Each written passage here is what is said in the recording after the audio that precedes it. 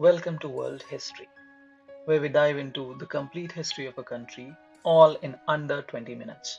We're kicking things off with Russia, from its Viking roots to modern day politics, and everything in between. Let's begin with the land of snow, czars, and revolutions, Russia. Kievan Rus is founded by Viking leader Rurik. What do you get when you mix Scandinavians and Slavs? The roots of Russia. Rurik sets the stage for a thousand-year empire. In 988, Prince Vladimir decides it's time for a conversion.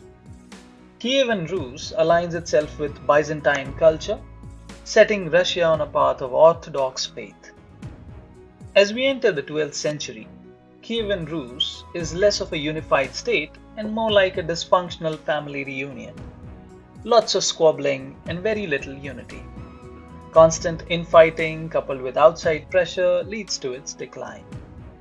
And now, in 1237, say hello to the Mongols.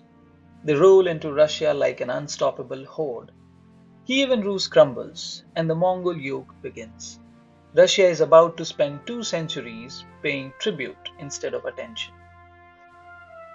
Amid the Mongol rule, Moscow rises, quietly at first, then with a little more flair. It starts as a small town but becomes the center of Russian resistance. Think of Moscow as the underdog that grows up to take over the empire. In 1380, Russia gets a morale boost as Dmitry Donskoy leads the Russian forces to victory over the Mongols at Kulikovo. It doesn't end the Mongol yoke, but hey, it's a win. 1480 marks the end of Mongol dominance when Ivan III the Great refuses to pay the Mongol tax. No more tribute, no more yoke. Ivan doesn't just end Mongol rule, he declares himself the ruler of all Rus, setting the stage for the Russian Empire. Meet Ivan IV, better known as Ivan the Terrible. He crowned himself the first Tsar of Russia in 1547, expanded the empire, and earned his title by ruling with an iron fist. After Ivan's death, Russia enters the Time of Troubles, which sounds like a bad movie title, but it's worse in real life. Political chaos, foreign invasions, and famines. Russia was not having a good century. Enter the Romanovs in 1613. Mikhail Romanov takes the throne and brings some much needed stability to Russia. The dynasty would last over 300 years, so buckle up for a long imperial ride. Peter the Great wasn't just great in name, he dragged Russia kicking and screaming into the modern world. Westernization, a new capital in St. Petersburg, and a shiny new navy. He even imposed a beard tax. No kidding.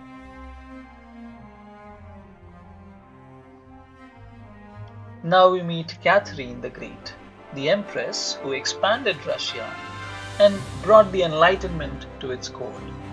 She's like Russia's cool aunt, who travels the world and comes back with new ideas and a few new territories. In 1812, Napoleon invades Russia, thinking he can conquer it, because it's just Russia. Spoiler alert, the Russian winter had other plans. Napoleon's army didn't exactly have the right winter gear. December 1825. Russian army officers attempt to overthrow the government in the Decembrist revolt. Spoiler, it did not work, but it kicked off a century of revolutionary ideas. The Tsar wasn't thrilled, to say the least. In 1861, Alexander II frees the serfs. It's like a giant "you're free" moment. Except the serfs didn't really get much freedom. Just no more being technically owned. Baby steps for social progress, though. Russia versus Japan in 1904. Betting on Russia? Wrong move. Japan wins, and Russia's prestige takes a nosedive. This wasn't the look Russia was going for, and it definitely did not help with the growing revolutionary unrest. Speaking of unrest, the 1905 revolution sweeps Russia with strikes, protests, and a little political violence. Tsar Nicholas too has to grant some concessions, like creating a parliament, Duma, a small win for the people.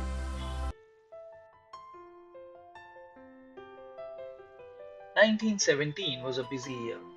First, the February Revolution topples the monarchy. Then the October Revolution brings Lenin and the Bolsheviks to power. Say goodbye to the Tsar and hello to communism. Russia is having a radical makeover.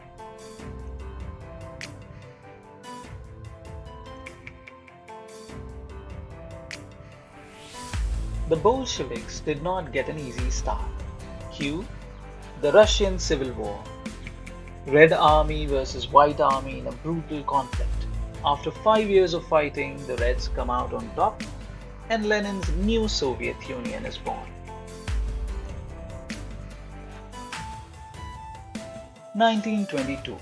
Meet the USSR. The Union of Soviet Socialist Republics is formed. With Lenin leading the way, it's all about Marxism, Leninism now, and Russia's new empire stretches across multiple republics. Stalin takes the reins in 1924 and things get intense. Industrialization, purges, and the Great Terror. If you survived Stalin's era, you probably did not complain much. Out loud. The USSR joins World War II in 1941 after Hitler decides to break their pact. Big mistake. The Soviets endure tremendous losses, but they come out victorious. The Red Army marches all the way to Berlin, making Stalin look pretty invincible. And now the Cold War. The USSR versus the USA in a global game of ideological chess. Nuclear arms races, space races, and spy games, plus plenty of proxy wars. It's like a 45-year-old standoff without the explosions, mostly. Khrushchev in 1956 says, let's tone down this whole Stalin thing, and thus begins de-Stalinization. Some reforms, more openness, and even a space program. Russia sends the first man into space in 1961. Talk about reaching for the stars. Gorbachev comes along in the 80s and says, let's fix this. Perestroika reforms the economy and Glasnost opens up society. But instead of saving the Soviet Union, it starts unraveling like a poorly knitted sweater. In 1991, the USSR collapses. One day it's there, the next, poof, it's gone.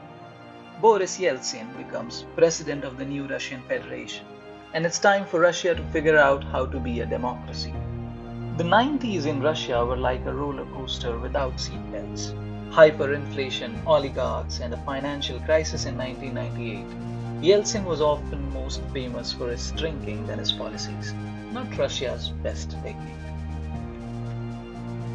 Putin becomes president in 1999, and Russia's political landscape hasn't been the same since. He restores stability, some might say with a strong hand, and makes Russia a global player again. Think of him as the comeback Tsar. Russia continues to play a major role in global politics, whether it's through energy, diplomacy, or military actions. What's next? Stay tuned, Russia's story is far from over.